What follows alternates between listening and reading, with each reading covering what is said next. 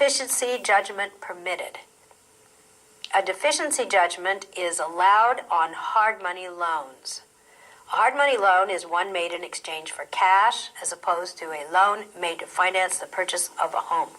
The way I remember the difference between a hard money loan and a purchase money loan, well, it's not that hard. Purchase money loan comes at the time of a purchase. Hard money loan is money you actually get in your hand. You can feel it. It's hard money. It's the way I remember it. Hard money loan would be, let's pretend you have a lot of equity in your house, you decide you want to buy a boat or something, a motorhome, and you go to the bank and get a loan against the equity in your home, and they give you the actual money. That's a hard money loan. A little known fact, however, is a hard money loan is subject to a deficiency judgment. So if you have a first trust deed that occurred at the time of the purchase, that would be a purchase money loan, not subject to a deficiency judgment if you default. However, that second trust deed that you got, that you took out, that hard money loan for the boat, is subject to a deficiency judgment.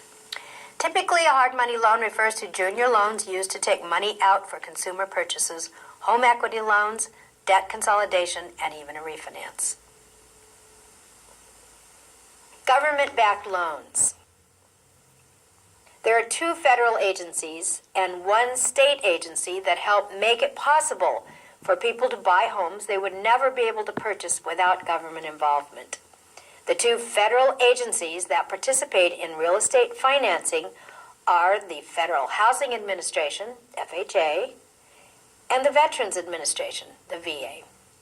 The California Farm and Home Purchase Program, or CalVet Loan, is a state program that helps eligible veterans.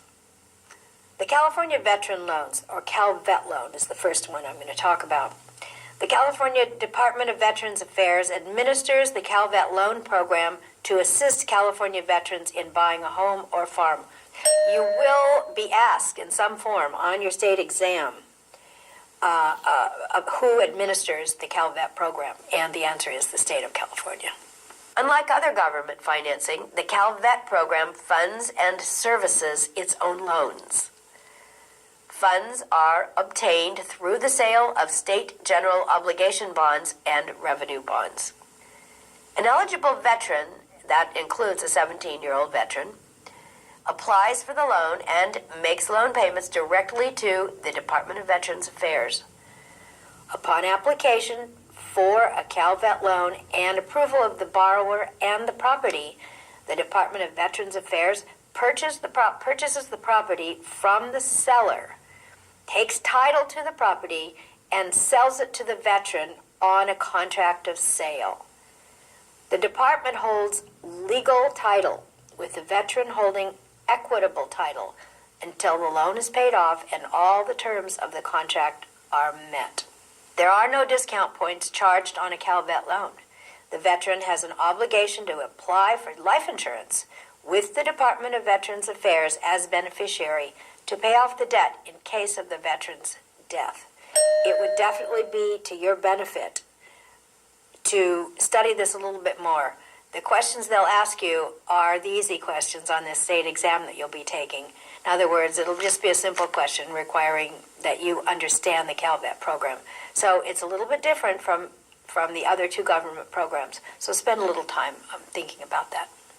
This is the end of topic 8, real estate finance, loans. We studied California usury limits, title theory versus lien theory states, default and foreclosure, and government-backed loans. No California-specific content.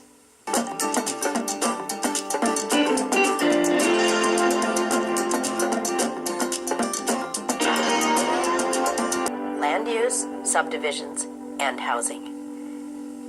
In this section, I will be talking about California subdivision laws as well as housing and construction. The first section is California subdivision laws.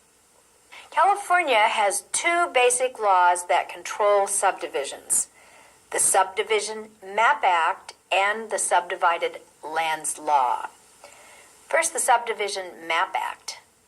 Under the Subdivision Map Act, the city or county is authorized to control the orderly and proper development of the community. The Subdivision Map Act is directly controlled by local authorities, city and county, and is concerned with the physical aspects of a subdivision, such as building design, streets, and any adverse effects to the environment. What I want you to do about this section is to memorize everything I said. You will be asked 3 or 4 questions on the state exam about this MAP Act, they call it, Subdivision Map Act, and particularly who controls it, who administers it, and what it's about. So make sure you do that. The Subdivided Lands Law is the second law, and it's directly administered by the Real Estate Commissioner, not local authorities. Its objective is to protect buyers from fraud, misrepresentation, or deceit in the marketing of subdivided lots, parcels, units, and undivided interests in new subdivisions. This even applies to lands outside the state if they're being marketed in California. Before any subdivision can be offered for sale in California, the Real Estate Commissioner must determine that the offering meets certain standards and issue a public report. The public report is a document disclosing important facts about the marketing and financing of the subdivision. These disclosures may alert a potential buyer to any negative aspects in the subdivision, such as natural or environmental hazards, unusual costs, restrictions, easements, or financing arrangements. The public report must show that the subdivider, the owner, can complete and maintain all improvements, and that the lots or parcels can be used for the purpose for which they're being sold.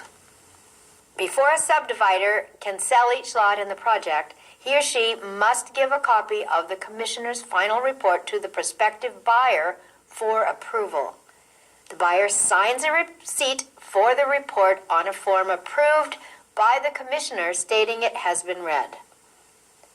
The seller, the subdivider, must keep a copy of the statement for 3 years. Yes, that will be on your state exam. How long does he have to keep a copy? Sorry. The subdivider must post a notice in the sales office that says that a copy of the public report must be given to any member of the public who asks for it. The public report is valid for 5 years, yes, on the exam, with any material changes in the development reported to the commissioner, who then can issue an amendment to the original report. Housing and construction. The housing and construction industries in California are regulated by 3 laws: the state housing law, local building codes, and the contractor's state license law. The state housing law outlines the minimum construction and occupancy requirements for dwellings. Since 1970, the applicable building codes for the entire state are the Uniform Housing Code, Uniform Building Code, Uniform Plumbing Code, Uniform Mechanical Code, and National Electric Code. Local government still has the power to set requirements for local zoning, local fire zones, building setbacks, side and rear yards, and property lines. The contractor's state license law licenses contractors in order to protect California consumers. This is the end of topic 11, land use, subdivisions, and housing. We studied California's subdivision laws as well as housing and construction.